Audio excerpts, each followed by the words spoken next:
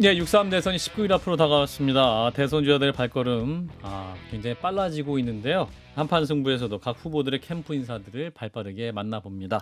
자, 먼저 이재명 캠프에서 청년과 미래를 담당하고 계신 분입니다. 모경종 민주당 중앙선대위 청년본부장님을 모셨습니다. 의원님 어서 오시죠. 안녕하세요. 반갑습니다. 예, 그리고 오늘 강찬호 중앙일보 논설위원 박성태 실장님 어서 오세요. 안녕하십니까. 예. 안녕하십니까. 자, 일단 이재명 캠프에서 청년과 미래를 담당하신다 소개를 드렸습니다. 그 최근에는 델리 민주 채널에서 성덕 모경종 그러니까 성공한 이재명 덕후 모경종으로 활동을 하시는 것 같은데 소개를 할까요? 이게 방송의 컨셉이에요. 예. 그래서 성공한 덕후 한마디로 성공한 팬의 컨셉으로 하다 보니까 예. 조금은 국회의원이 저래도 돼 싶을 정도로 오바도 많이 하고 뭐 그렇게 하고 있는데 예. 그냥 컨셉으로 기믹으로 잘 봐주시면 좋겠습니다. 그렇군요. 이제 이재명 후보의 그림자처럼 가까이 지내시는 거지 않습니까? 옆에서 보시면 이제 이재명 후보에게 입덕했다 뭐 이렇게 말씀하실 수 있는데 포인트는 어떤 부분에서 그러신 거예요? 이재명이라는 사람이 참 투명한 사람이에요. 예. 본인의 과거에는 본인의 그런 감정 역시 투명하게 드러나다 보니까 예. 좋아하시는 분들은 사이다라고 좋아해 주셨던 분도 있고 좀 안 좋게 보시는 분들은 걱정을 많이 하시는 분들도 있었지만 예. 오히려 그게 본인이 공과 사에서 모든 부분에서 투명한 부분 자체가 개인적으로 지내면서도 본인의 감정과 본인이 하고 싶은 말을 절대 주저하지 않는다. 이런 지점이 어떻게 보면 그분의 장점이고 그분의 입덕한 포인트가 그런 부분입니다. 그러니까 이제 화요일에 이재명 후보가 경북 구미를 방문했었는데 의원님도 현장에 같이 가셨죠? 당시 유세 MC를 봤죠. 아하 어떠셨습니까? 현장 분위기 전해주시면. 일단 구미는 우리 민주당이 시장을 한번 한 곳입니다. 예. 최근에 시장 선출도 됐었고 그만큼 민주당이 험지라고 하기에는 조금 어렵지 않나 싶긴 한데 제가 편의점이나 여러 가게를 일부러 좀 들어가 봤어요. 그랬더니 어차피 선거 끝난 거 아닙니까? 라고 하더라고요. 구미에서? 네. 그래서 그 말씀이 무슨 의미십니까? 했더니 혹시 민주당 지지자세요? 했더니 민주당 지지자는 아닌데 이미 다 대세가 기울었다고 생각을 한다. 예. 구미도 현명한 선택을 해야 되지 않을까 싶다라고 하시더라고요. 예. 그게 단적인 예인 것 같습니다. 구미 전체의 분위기를 봤을 때 아예 대다수가 넘어왔다라고 할 수는 없지만 다른 지역에 비해서는 분명히 대세 자체가 기울었다고 자포자기하는 분위기가 있더라 싶습니다. 그렇군요. 지난 대선에서도 이재명 후보 수행비서 하셨었는데 그럼 3년 전과 비교했을 때 확실히 다르다. 제가 기억나는 게 성주 가셨을 때 예. 아마 당시 이재명 참외. 후보에게 예. 계란을 던졌던 분이 있어요. 그 지역 분이었는지는 제가 정확히는 기억이 안 납니다만은 그만큼 더 과격하게 이재명 후보를 과격하게 반겼다. 그러나 이번 분위기를 보아하니 예. 그런 분위기보다는 그래도 한번 믿어볼까? 라는 분위기가 분명히 많이 퍼져가고 있는 것 같습니다. 예, TK도 움직이고 있다라는 말씀. 네. 자, 초반에 부드러운 질문했기 때문에 우리 강찬호 위원님이 또 준비하고 계신데 그저 보면은 20대하고 30대 지지율을 보면은 이재명 후보 오늘 뭐 이거는 이제 또 어느 여론조사인지는 아마 우리 앵커님께서 알려주실 텐데요. 잠깐만 지금 제작진이 긴장하고 있어요. 네. 어디 의뢰입니까? 여기 여론조사가요. 예. 또 봐야 되는구나. 예. 자, 박성태 시장님이 그 사이에 해주셔도 됩니다. 예, 이런 식으로 이제 기회를 뺏어가시고. 일단 김을 한번 뺐습니다. 예. 갤럽 조사 아닙니까? 갤럽 조사?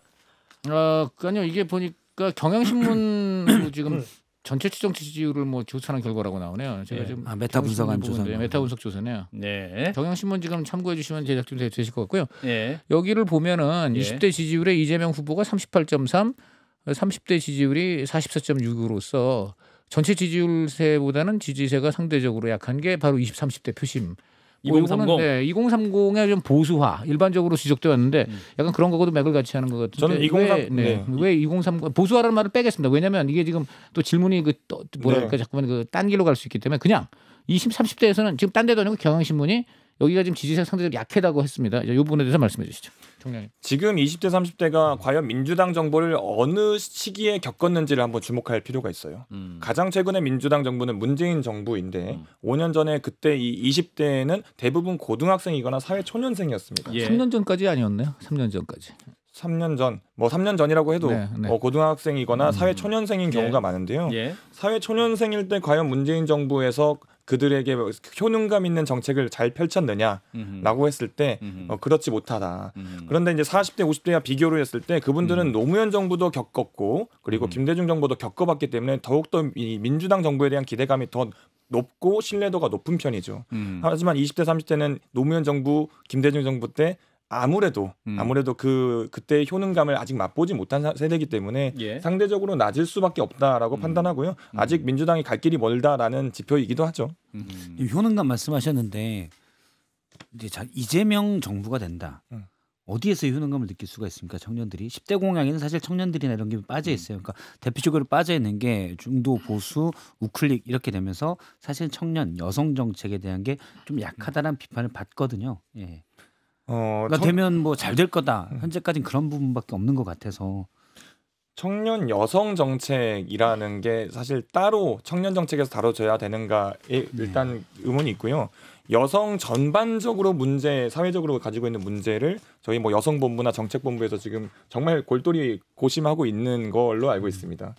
저희가 이제 이재명이라는 사람의 행정했을 때 특성상 기본적으로 청년들이 가져야 되는 무기와 방어구 정도는 갖춰줘야 된다라는 게 그분의 특징이에요. 예. 뭐 다 지원해 주자가 아니라 기본적인 건 갖춰야 되지 않느냐. 청년의 경쟁 상대는 또 다른 청년이 아니라 이미 사회에서 경험을 쌓고 있는 선배 세대와 경쟁을 해야 됩니다. 예. 그런 상태에서 이제 막 사회에 발을 내디딘 청년들이 당연히 그런 무기와 그런 방어구가 없을 수밖에 없잖아요. 예. 그런 기본적인 걸 갖춰주자라는 게 기본 철학이고 그동안 경기도와 성남에서 보여줬던 행정들이었다. 그 지점에서 이제 단순히 이제 이념적으로 또는 철학적으로 민주당 정부니까 그리고 이재명이 그동안 복지 정책을 많이 해왔으니까 퍼주기만 많이 할 거다라는 그런 선입견들을 많이 갖고 계시는데 예. 그런 지점보다는 아까 말씀드린 것처럼 기본적으로 청년들이 가질 수 있는 여러 가지 능력치 또는 기본적인 안전망을 설치해 주는데 주력할 거라고 봅니다. 예, 방금 전 강찬호 논설위원이 언급한 수치는 경향신문이 개별 여론조사 결과를 종합해서 추정한 통합 지지율 데이터다. 그러니까 메타 분석한 결과인데요. 예, 그거라는 점을 특정 여론조사 결과가 아니라 어떤 메타 분석한 통합 지지율 데이터라는 점을 말씀드리겠습니다. 자, 이재명 후보가 이제 그 대선 출정식에서 실패를 되풀이하지 않도록 더 지독하게 준비했다. 라는 말씀을 했는데 의원님도 이제 우리의 상대는 어떤 당의 후보가 아니라 과거의 우리다 이런 말씀하셨지 않습니까? 과거의 우리는 누굽니까? 모든 민주당의 역사를 다 들여다봐야 되겠지만 예. 가장 최근에 있었던 이제 문재인 정부 시기 때 회초리를 세게 맞았지 않습니까? 네. 그러다 보니 윤석열이라는 정말 말도 안 되는 상대에게 졌다라는 생각이 드는데 예. 과거에 왜 우리가 윤석열 같은 사람에게 정권을 넘겨줄 수밖에 없었는가에 대해서 통렬한 반성이 필요하고 그때 놓쳤던 부분들을 수정 보완하는 것이 우리의 과제이지 단순히 상대 당의 어떤 후보와 그런 비교하고 그들을 상대로 뭔가 전략을 세우기보다는 우리가 잘하자. 우리가 일단 잘하면 국민들께서 당연히 지지해 주실 수밖에 없다. 이런 의미에서 제가 그런 말을 했고요. 예. 기본적으로 국민들의 표심을 얻어야 되는 거잖아요. 예. 어떤 진영의 표심을 얻는 게 아니라 때로는 본인이 우파, 본인이 보수라고 생각하시는 분들도 우리나라의 국민으로서 이재명 또는 민주당에게 요청해야 될 내용들이 있을 겁니다. 그 지점을 다 캐치해야 된다고 보고 예. 그렇게 이재명 후보가 말해오는 실용주의 노선이 결국은 그것에 대한 하나의 키워드로 요약된 내용이라고 볼 수 있죠. 예. 윤석열 전 대통령 말 얘기를 하셔가지고 지금 이제 JTBC가 단독 보도한 내용이 있습니다. 6시 반에 이제 보도한다고 하는데 계엄령 직후에 그러니까 12월 3일이죠. 계엄의 밤. 그리고 그 후 수일간의 윤석열 전 대통령의 휴대전화 통화 내역을 JTBC가 입수했다라는 것이고 무엇보다 핵심적인 것이 이제 계엄의 밤 11시 22분에 추경호 당시 국민의힘 원내대표 그리고 당 중진인 나경원 의원에게 연달아 전화를 걸은 통화 내역. 아직까지 뭐 통화 내용이 이제 나온 건 아니고 통화 내역이 보도가 됐고 또 이 시점이 왜 중요하냐면 계엄군이 닥치기 20여 분 전에 전화한 것이다. 그리고 이후의 통화 내역을 보면 한덕수 전 총리뿐 아니라 김문수 국민의힘 대선 후보도 있다. 그리고 계엄 사흘 후에는 하루에 5번이나 구구 유튜버인 고성국 씨와의 통화 내역도 있더라. 뭐 이런 보도가 예고되어 있는 상황이기도 합니다. 민주당에서 아마 파악하고 있는 건 없을 수도 있을 것 같긴 합니다만 이 정도 이제 통화 내역 시계열로 이렇게 나왔다는 건데 어떻게 보고 계시는지. 제가 제일 궁금한 거는 과연 그 전화를 받았을 때 나경원 그리고 김문수, 한덕수 이런 사람들이 뭐라고 했을 것인가. 이미 계엄은 선포한 이후인데 예. 이것을 말렸을 것인가 아니면 예 알겠습니다 하고 끝났을 것인가 또는 적극 동조했을 것인가. 중요한 포인트는 그거라고 봐요. 예. 조지호 당시 경찰청장에게도 전화한 건 이미 다 드러난 사실이고 5번 했다고 하죠. 예. 그런 상태로 여러 가지 정보를 알렸을 수 있죠. 지금 군인들이 갈 거니까 안전하게 대피해라라고 말을 했을 수도 있는데 저는 그 내용이 궁금하진 않습니다. 어차피 뻔한 이야기 했을 것이다. 진짜 중요한 건 국민의힘 소속에 있는 의원들이 거기에 동조했을 것이냐. 예. 그 부분이 저는 궁금한 지점입니다. 예. 사실 이제 추경호 전 원내대표와 한동훈 전 대표가 초반에 이제 계엄 초기에 어떤 당사에 모이는 것이냐 아니면 국회로 가야 되는 것 여러 가지 좀 논쟁점이 있긴 했습니다. 박 실장님 이거 어떻게 해석할 수 있을까요? 일단 11시 22분 통화인데 예. 당시에 보면은 이제 계속 국회로 모여라. 그러자 그 국민의힘 의원들의 단톡방이 공개됐었잖아요. 예. 전문이 시간대별로 쭉 보면은 국회로 모여라 했다가 국회가 막으니 당사로 모여라. 다시 국회 내 예결위원장으로 모여라 이렇게 했는데 11시 33분에 일단 추경호 의원 공지로 나온 게 국회 내 예결위원장 본회의장 옆에 있죠. 예결위원장으로 모여라. 여기에서 의총을 한다. 이렇게 돼 있습니다. 예. 그리고 뒤에 다시 당사로 모여라라고 다시 나옵니다. 하기는. 그래서 11시 22분에 막아라라고 윤석열이 추경호에 의해서 그렇게 뭐 통화 내용은 모르죠. 예. 기록만 현재 있고 내용은 모르겠는데 했을 거라고 보기는 좀 막으라고 했는데 추경호 당시 원내대표가 했는데 안 따르든지 또는 그 얘기는 안 하고 그냥 내가 이래서 계엄했어라고 설명했는지 안 알려줘서 미안해라고 했든지 예. 그런 건 모르겠지만 당시에는 그렇게 움직이지 않았어요. 근데 또 하나가 0시 39분에 통화가 있습니다. 이거 이후에 그다음에 윤석열 전 대통령이 곽종근 사령관과 통화하면서 아직 정족수가 다 안 채워진 것 같다. 예.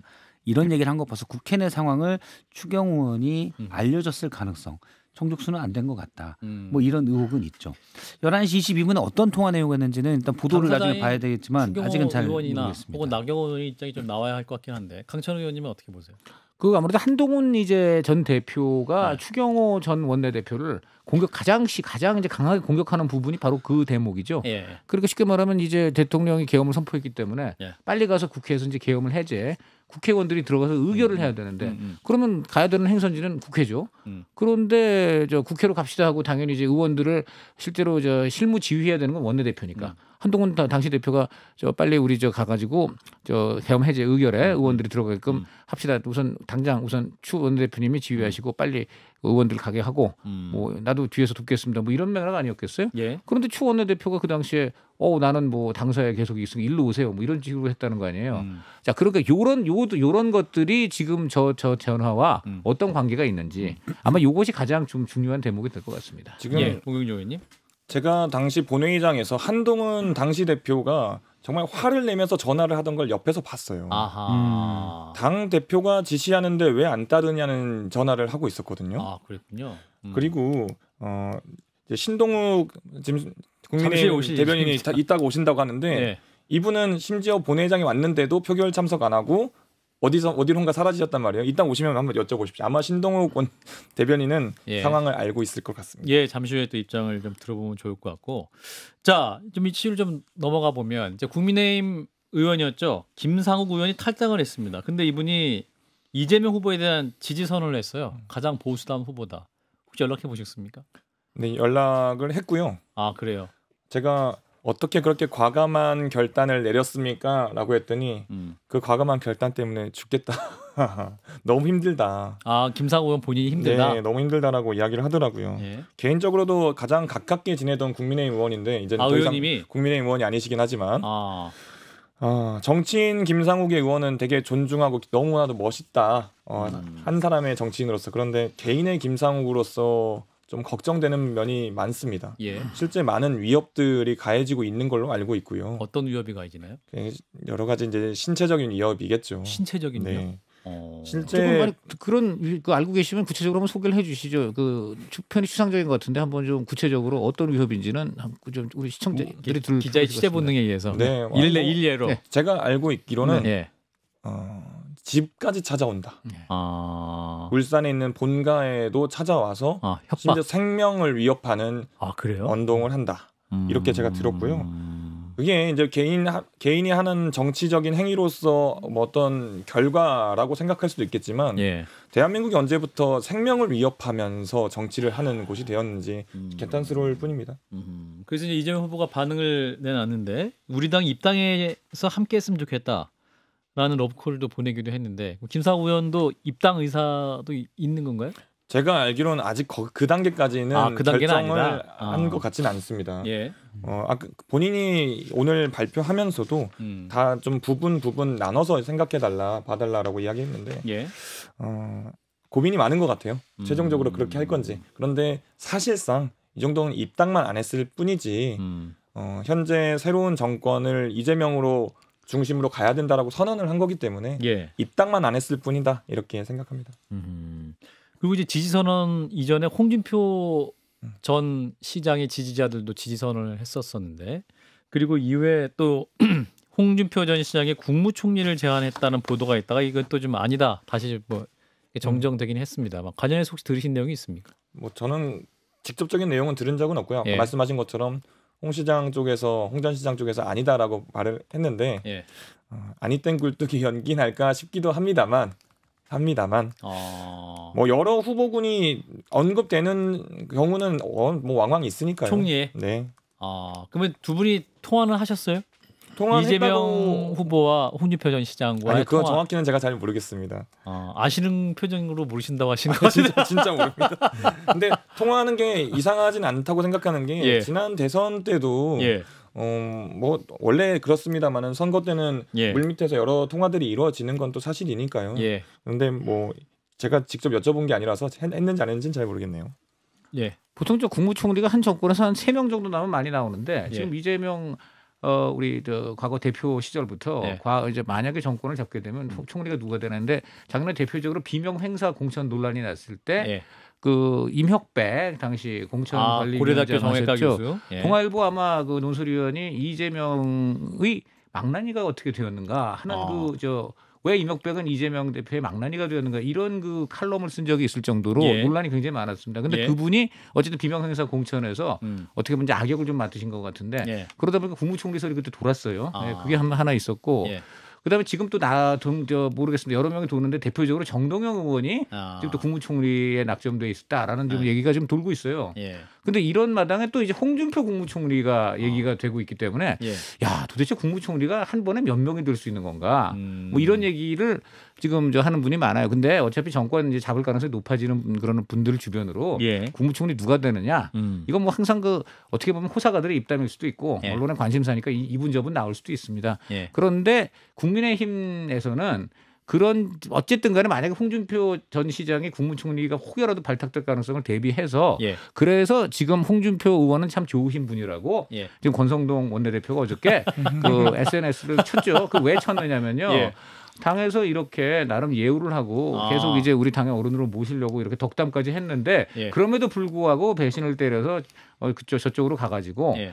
그런 자리까지 접속 받는 이런 모양새는 참 그렇다라고 나중에 예. 이제 한번 반격을 할 수 있는 예. 한번 공간을 만들었다 이런 소리 나오고 있습니다. 그만큼 이제 최근에 그 홍준표 전 시장이 예. 보여주고 있는 드라마틱한 예. 이런 행보가 참 눈에 띄는데 그러면 의원님 보시기에는 이재명 후보가 홍준표 시장을 총리로도 임명하실 수 있는 가능성이 있다고 보세요? 설이 있겠지만 선에 올려놓을 수는 있다고 봐요. 후보로. 그러나 저한테 뭐 물어보신다면 최종 결정은 절대 안 하실 것 같고요. 그리고 중요한 팩트는 이 후보군의 이 스펙트럼 자체가 넓어졌다는 게 포인트 예. 아닐까요? 우리가 당 선대위 꾸리면서 윤여준 알겠습니다. 교수나 뭐 이석연 처장이나 예. 다 우리가 스펙트럼 넓혔다라는 거에서 홍준표까지 언급되고 있다. 민주당의 다른 모습입니다. 이재명 후보가 네. 모경종 의원님한테 의견을 물어보면 제가 알기로 이 후보가 이제 많이 측근들에게도 의견을 많이 물어본다는데 물어보면 뭐라고 홍준표 카드 어때? 라고 물어보면 안 된다고 할 겁니다. 저는 절대 안 된다고 할 거예요. 예, 그렇죠. 이유 좀 말씀해 주세요. 굉장히 의미가 있는 말씀 같아요. 홍준표 전 시장님의 장점이 당연히 많이 있긴 합니다만 네. 그 장점 안에 그 컨텐츠를 들여다보면 이재명 후보가 이야기해온 시대 정신, 여러 가지 현 시대에 맞는 여러 가지 소프트웨어가 업데이트가 안 돼 있는 분이라고 저는 판단합니다. 그런 의미에서 이제 반대하실 것이다. 네. 자, 아까 이제 김상우 의원도 굉장히 지금 어려움을 겪고 있다 말씀하셨는데 이재명 후보도 지금 테러 위협이 꾸준히 제기되고 있죠. 이제 부승찬 의원 같은 경우는 뭐 저격 소총 밀반 입설 뭐 이런 제보도 있다. 민주당 의원들 여러 또 가능성을 얘기하고 있는데 의원님도 혹시 들으신 게 있습니까? 저한테 직접 들어온 제보는 따로 있진 않고요. 예. 우리 당에 워낙 그 정보통들이 많이 있으셔서 그런 제보를 받고 있는데 네. 당에서 오죽하면 이 테러 대응 TF를 만들었겠습니까? 그렇죠. 그동안 에이 설마 그러겠어라고 했는데 이재명 후보가 실제 칼에 찔렸고요. 에이 설마 그러겠어 했는데 실제 총을 든 군인들이 이재명을 잡겠다고 일어났었고 그리고 여러 가지 뭐 노상원의 수첩에도 수거 대상으로 적혔지 않습니까? 예. 이런 지점을 봤을 때 이 만에 하나를 준비해야 되는 시점인 거는 분명한 것 같아요. 근데 저 지금 경찰에서 나온 거로서는 현재로서는 경찰에서 그런 정보가 들어온 것은 없다는 것하고 또 관련해서 무슨 제보 무슨 고소 고발이라든가 이렇게 들어온 게 지금 전혀 없다고 지금 계속 신문에 조금 전에 났어요. 동시에 정부에서는 그런 밀반 입도는 이런 내용들이 있는지 확인하겠다라는 내용들이 보도가 됐는데 예. 이 정부에서도 해야 되겠고 중요한 건 결국 국정원에서 어떤 정보를 가지고 있는지가 예. 중요할 것 같아요. 근데 어쨌든 제가 말씀드리는 거는 물론 당연히 이제 이런 테러 위협이 있다고 민주당에서 주장하니까 정부 입장에서는 당연히 공당 대선 후보니까 그런 위협이 조금이라도 있으면 안 되니까 우리가 앞으로 그런 거에 대해서 경계하고 지금 확인하고 모든 걸 다 하겠다. 이거는 이제 앞으로에 대한 얘기고요. 제 말씀은 지금까지 경찰은 적어도 뭐 그런 것이 전혀 지금 들어온 것이 없다라고 하는 부분을 보니까 일각에서는 이거 좀 너무 위협을 과장한 거 아니냐. 그 지금 민주당이 말하는 게 정말 근거가 있느냐. 지금 이런 얘기가 있어요. 이 부분에 대해서 말씀해 주시죠. 모든 것을 근거를 찾고 야 드디어 발견됐다라고 할 때는 이미 늦을 거라고 저희는 보고 있는 거죠. 예방 차원에서 하는 거고요. 예. 그렇게 이제 여러 가지 근거를 따지다가 예. 진짜 한 순간에 모든 일이 벌어진다라는 식의 생각이죠. 이런 논리라면 지금 모든 대선 후보는 다 그 테러 위협이라든가 이런 건 최소한은 다 있는 거고 각 모든 후보가 다 똑같이 아마 대응을 예. 해야 돼도 전혀 이상하지 않을 것 같습니다. 그럼요. 당연히 그래야 된다 네. 생각하고 네. 김문수 후보 역시 그래서 여러 가지 경찰의 경호를 받고 있는 걸로 알고 있고요. 예. 다시 한번 말씀드리지만 저는 이재명 후보가 당시 대표 시절에 목에 칼을 찔릴 거라고도 예상 못했습니다. 백주대낮에 어떻게 그런 상황이 그런 일이 벌어지겠어요? 절대 일어나서는 안 되죠. 저는 그럼요. 굉장히 유감스러운 일입니다. 예. 그러니까 저도 그런 부분이 사실은 뭐 계엄 때부터 설마 그런 일이 일어나겠어라고 생각하는데 설마가 사람을 잡아버렸잖아요. 그래서 이 사회에 이제 믿지 못하는 그런 현상이 이미 돼 있고 그래서 방심할 수도 없고 예. 그건 너무 억지야라고 하기도 애매한 그런 상황이 돼버린 것 같아요. 그래서 너무 사실 예를 들어 우리가 횡단보도나 이럴 때 서 있는 것도 시스템, 교통 이런 것들이 잘 돼 있다고 믿음하에 서 있는 거잖아요. 예. 근데 그게 안 되면 얼마나 사회가 불안합니까? 근데 이런 것들은 최소한 저격소총 2km 이건 제가 정부 차원에서 경찰이나 국정원 이런 차원에서 충분히 방지할 수 있다고 봐요. 예. 그래서 2km 밖에서 맞추는 게 동네 김씨가 하는 건 아니거든요. 예. 그러면 이런 예전에 부승찬 의원도 얘기를 했지만 훈련된 저격수가 필요한 거고 HID 내에서도 그런 건 소수고 퇴직한 사람이 있어도 다 관리를 하고 알 수가 있잖아요. 예. 그럼 이런 부분들을 경찰이나 국정원 또 군 이런 분들이 좀 확인해줘서 명확해질 필요가 있다. 굉장히 중요한 말씀을 라고 하셨어요. 생각을 근거를 해요. 찾을 때는 이미 늦었다. 그 전에 대비해야 된다라는 논리라면 지금 아마 7명 대선 후보 나오셨나요? 전원에 대해서 지금 이재명 후보한테 하고 있는 동일한 그런 수준의 그 보완을 해야 할 것입니다. 예. 자, 지기현 판사 얘기 좀 넘어가겠습니다. 이분이 이제 어제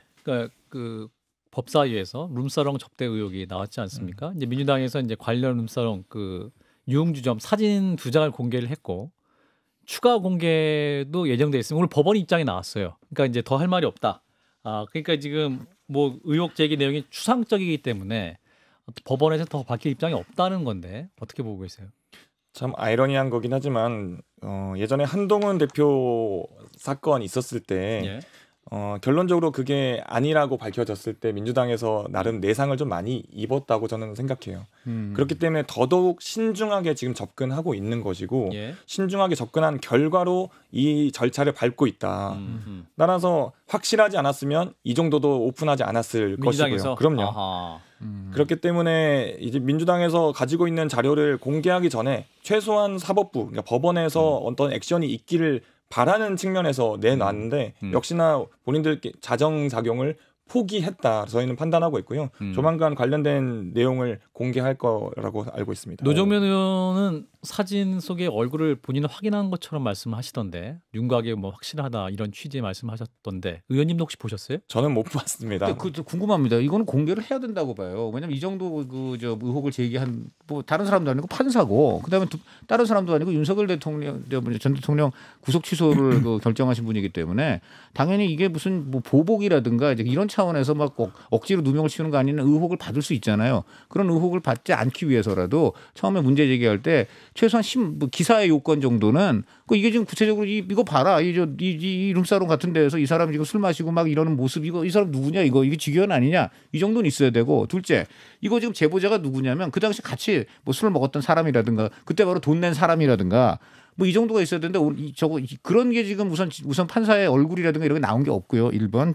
그 두 번째는 이게 정말 이상한데 지금 제보자가 그 같이 술 먹었던 일행인지는 여부를 확인 중이다 했어요. 이게 지금 폭로인데 폭로라는 건 뭐 정당이 폭로하건 언론이 폭로 보도를 하건 가장 기본적인 건 뭡니까? 이미 최소한 다 폭로할 때 최소한의 요건들은 갖고 하게 돼 있습니다. 그렇지 않겠습니까? 그러니까 이건 제보자가 누구한테 정보를 받아서 지금 한 것이라고 본다면 마무리해 그렇지 주세요. 않습니까? 그러니까 이게 너무 이상해요. 두 가지 말씀해 주십시오. 왜 이런 첫 번째. 방금 뭐 폭로라고 표현하셨는데 이거 역시 일련의 정치적인 행위입니다. 이 정치적인 행위와 수사는 다릅니다. 수사기관이었으면 방금 말씀하신 것처럼 모든 것을 다 밝히고 우리가 어떤 증거, 어떤 증인 이런 것들 다 밝혀야겠지만 일단 우리가 가지고 있는 거는 제보에 의존할 수밖에 없는 현실입니다. 우리가 수사기관이 아니지 않습니까? 그래서 그 지점이 일단 있고 아까 말씀드린 것처럼 우리가 가지고 있는 행위를 정치적인 행위로 풀다 보니까 단계 가는 겁니다. 그 안에는 사법부에 대한 일말의 희망 그리고 지기현 판사의 일말의 어떤 행위를 기대한 것도 있는 거죠. 일단 그러면 더 공개할 자료가 있다는 거죠 민주당 입장에서는. 알겠습니다. 일단 추가 자료 여기서 하나만 미리 좀 특종으로 저한테 주시면 안 되겠습니까? 여기까지 하겠습니다. 노정면에게 말씀해 주시면 되겠어요. 근데 의원님에게 자료가 없는 것 같아서요. 자, 모경종 민주당 중앙선대위 청년본부장이었습니다. 의원님 고맙습니다. 감사합니다.